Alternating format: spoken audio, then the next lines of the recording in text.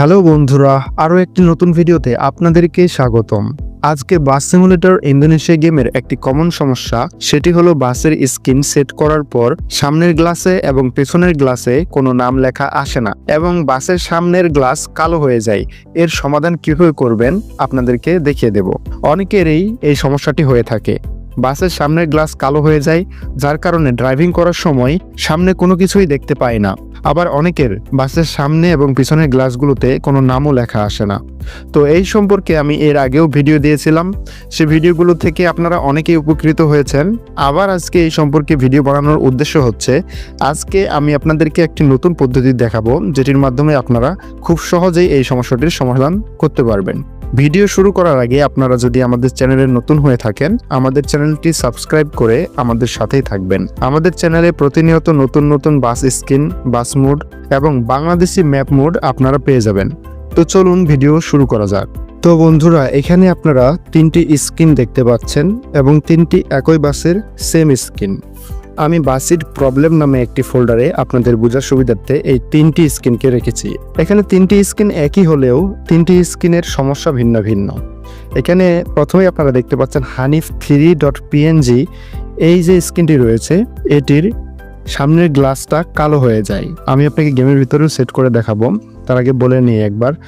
hanif2.jpg যেটা রয়েছে এটির সমস্যা হচ্ছে, এটি বাসের সামনের গ্লাসে এবং পিছনের গ্লাসের নাম লেখা আসে না। hanif.png নামে একটি স্ক্রিন রয়েছে যেটির কোনো সমস্যা নেই। তো আমি এবার আপনাদেরকে গেমের ভিতরে এই জিনিসটিকে দেখিয়ে দেই। তো আমি গেমে চলে এসেছি। এখানে আমি আপনাদেরকে স্ক্রিনগুলো সেট করে দেখাই। এখানে দেখতে পাবেন, প্রথমে আমি বলছিলাম যে hanif3 যেটি, এটির হচ্ছে সামনের গ্লাস সহ সব গ্লাসগুলো কালো হয়ে যায়। নামটা লেখা আসে কিন্তু গ্লাসগুলো কালো হয়ে যায়। অর্থাৎ যখন আপনি ড্রাইভ করবেন ভিতরের ক্যামেরা দিয়ে, তখন আপনি সামনে কিছু দেখতে পাবেন না, একবারেই কালো। তারপরে এখানে hanif2 এর যে সমস্যাটির কথা আমি বলেছিলাম, সেটি হচ্ছে যে এর সামনের গ্লাসে এবং পেছনের গ্লাসে কোনো নাম লেখা আসবে না, ট্রান্সপারেন্ট এরকম দেখা যাবে। আর আরেকটি স্ক্রিন এখানে রয়েছে যেটি হচ্ছে শুধু hanif.png, এটির ক্ষেত্রে কোনো সমস্যা নেই, এটি একদম ঠিক আছে। তো আপনাদের সামনে যদি এ ধরনের সমস্যাগুলো চলে আসে, যে বাসের সামনের গ্লাসের নাম লেখা আসতেছে না অথবা সামনের গ্লাসটি কালো হয়ে যাচ্ছে, এই সমস্যাগুলোর সমাধান আপনারা কিভাবে করবেন তা আপনাদেরকে আমি এখন দেখিয়ে দেব। তবে তার আগে যদি আপনারা এর সহজ একটি সমাধান চান, অর্থাৎ কোনো ধরনের কোনো কিছু না করেই এর সমাধান আপনারা চান, তাহলে আপনারা সবসময় ওয়েবসাইট থেকে স্ক্রিন ডাউনলোড করবেন, সরাসরি ড্রাইভ লিঙ্ক থেকে। তো এরকম একটি স্ক্রিন ডাউনলোডের ওয়েবসাইটের লিঙ্ক আমি আমার ডিসক্রিপশনে দিয়ে দিয়েছি।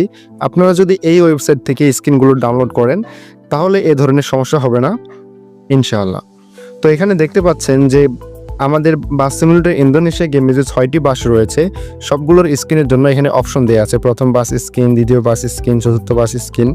তো এখানে আপনারা যে কোনো একটি বাসে ক্লিক করে দিবেন স্ক্রিন নেওয়ার জন্য, আপনার যে বাসের স্ক্রিনের প্রয়োজন। তো এখান থেকে আপনারা অনেকগুলো স্ক্রিন পেয়ে যাবেন। বাংলাদেশে যত স্ক্রিন রয়েছে সেই বাসের জন্য, প্রথম বাসের জন্য হোক, দ্বিতীয় বাসের জন্য হোক, আপনারা পেয়ে যাবেন। তো এখান থেকে আপনারা জাস্ট এই স্ক্রিনটির উপরে যে স্ক্রিনটি ডাউনলোড করতে চাইবেন, সেই স্ক্রিনটির উপরে শুধু একটি ক্লিক করে দিবেন। ক্লিক করে দিলে এরকম একটি পেজ চলে আসবে। এখান থেকে ডাউনলোড স্ক্রিনে অপশনটিতে ক্লিক করে দিবেন। এখান থেকে এরকম একটি পেজ আপনাদের কাছে ওপেন হয়ে যাবে। তো এখানে 17 সেকেন্ডের একটি টাইমার থাকবে।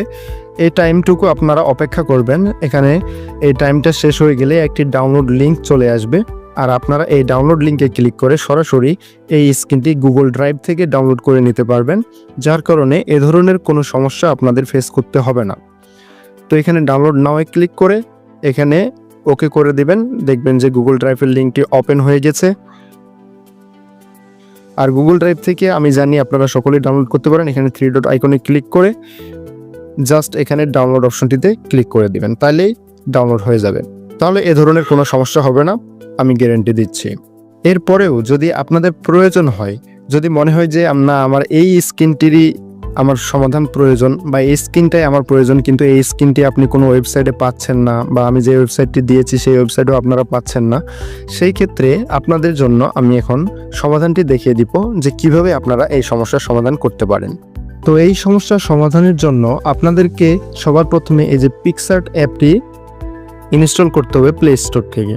পিক্সআর্ট অ্যাপের ভিতরে চলে যাবেন। চলে যাওয়ার পরে এখানে আপনাদের যেই স্ক্রিনটির সমস্যা, এই ধরনের সমস্যা, এই স্ক্রিনটিকে আপনারা জাস্ট এখান থেকে এডিট ইমেজে গিয়ে সেই স্ক্রিনটিকে আপনারা সিলেক্ট করে নেবেন। আমার এই যে প্রথম স্ক্রিনটি, বা আমি দেখিয়ে দিচ্ছি, বাসিট প্রবলেমে গিয়ে এখান থেকে আপনার যে স্ক্রিনটির সমস্যা এটি আপনারা সিলেক্ট করে নেবেন। আমি সিলেক্ট করে নিয়েছি। এই স্ক্রিনটি আমার সমস্যা। এখানে দেখতে পাচ্ছেন সব কিছু কালো কালো হয়ে আছে, কোনো ফাঁকা স্থান নেই। তো এখানে আপনাকে সর্বপ্রথমে যেটি করতে হবে, এখানে টুলস অপশনটিতে ক্লিক করে সিলেকশনে ক্লিক করতে হবে। সিলেকশনে ক্লিক করার পরে আপনারা এই গ্লাসের দিকে এরকম করে জুম করে নেবেন। জুম করার পরে যেখান থেকে আপনার প্রয়োজন পুরো গ্লাসটিকে আপনারা কভার করার চেষ্টা করবেন। ঠিক আমি যেভাবে করছি এভাবে করবেন। এভাবে করে এই পুরো অংশটি আপনাকে কেটে ফেলতে হবে, নাহলে কিন্তু আপনার এই সমস্যার সমাধানটি হবে না, বা আপনার গ্লাসটি কালোই থেকে যাবে, নামগুলো লেখা আসবে না ঠিক মতো। যে ধরনের সমস্যা হোক না কেন, ধরেন যে আপনার গ্লাসের সামনে নাম লেখা আসতেছে না, অথবা আপনার গ্লাসটি কালো হয়ে যাচ্ছে, যে ধরনেরই সমস্যা হোক না কেন, আপনারা ঠিক আমি যেভাবে দেখাচ্ছি শুধু গ্লাসের এই সামনের অংশটিকে এভাবে সিলেক্ট করবেন, আমি যেভাবে দেখাচ্ছি সিলেকশন টুল দিয়ে। তারপরে আপনারা এখান থেকে কাট অপশনটি দেখতে পাবেন। এই যে এই কাট অপশনটিতে একটি ক্লিক করে দিবেন। কাট অপশনটিতে ক্লিক করে দেওয়ার পরে এখানে ওকে অপশনটিতে ক্লিক করে দিবেন। বাস, দেখবেন যে এই অংশটি এখন ফাঁকা হয়ে গিয়েছে। ফাঁকা হয়ে যাওয়ার পরে আপনারা জাস্ট এখানে সেভ অপশনটিতে ক্লিক করবেন। ক্লিক করার পরে এখানে সেভ এস পিএনজি অপশনটিতে ক্লিক করবেন। ক্লিক করার পরে সেভ করে দিবেন।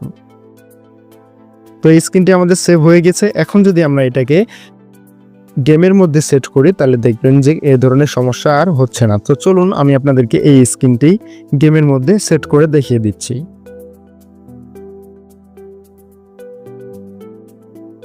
তো আমরা চলে এসেছি গেমে। তো এখান থেকে লিভারি সিলেক্ট করে নিলাম। তো লেটেস্ট যেটা আমরা করব, এখানে রিসেন্টে ক্লিক করব। এইমাত্র যেটিকে এক্সপোর্ট করলাম পিএনজি হিসেবে সেই ইমেজটি এখানে আপনারা প্রথমেই দেখতে পাবেন, সবার প্রথমে। তো এই স্ক্রিনটিকে আমি সিলেক্ট করে নিলাম। সিলেক্ট করে নেওয়ার পর দেখতে পাচ্ছেন যে খুব সুন্দর করে নামগুলো লেখা আসছে, আবার আমার সামনে গ্লাসটিও আর কালো হচ্ছে না। তো সাইডের যে দুইটা গ্লাস আছে এই দুইটা অবশ্য কালো দেখাচ্ছে। তো আপনারা সামনের গ্লাসটির মতো এই সাইডের গ্লাসটিকেও কেটে নিলে আর কালো দেখাবে না। তো দেখতে পাচ্ছেন আমরা কিন্তু এই সমস্যাটির খুব সুন্দরভাবে সমাধান করে দিয়েছি। তো আমি আপনাদেরকে একবার প্লে করে দেখাই। দেখতে পাচ্ছেন আমি যদি এখন ক্যামেরা দিয়ে ভিতরের ক্যামেরাটি ওপেন করি তাহলে দেখতে পাচ্ছেন এই ধরনের সমস্যাটি কিন্তু আর নেই। আমার ডিসপ্লেটাও কালো হচ্ছে না, আবার সামনে পিছনে আমাদের লেখাগুলো সুন্দরভাবে আসতেছে। তো আমি যেই নিয়মে দেখালাম আপনারা শুধু এই নিয়মটি ফলো করবেন, তাহলে কিন্তু আর এই সমস্যাটি আপনাদের ফেস করতে হবে না। অথবা আমি আপনাদেরকে যে ওয়েবসাইটের লিঙ্ক ডিসক্রিপশনে দিয়েছি সেখান থেকে ডাউনলোড করবেন, তাহলে আপনাদের এই ধরনের সমস্যা হবেই না। এটা সবচেয়ে সহজ উপায় হচ্ছে আপনারা সরাসরি ওয়েবসাইট থেকে ডাউনলোড করবেন। তো আশা করি আপনাদের ভিডিওটি উপকারে আসবে। ভিডিওটি ভালো লেগে থাকলে আমাদের চ্যানেলটি সাবস্ক্রাইব করে আমাদের সাথেই থাকবেন।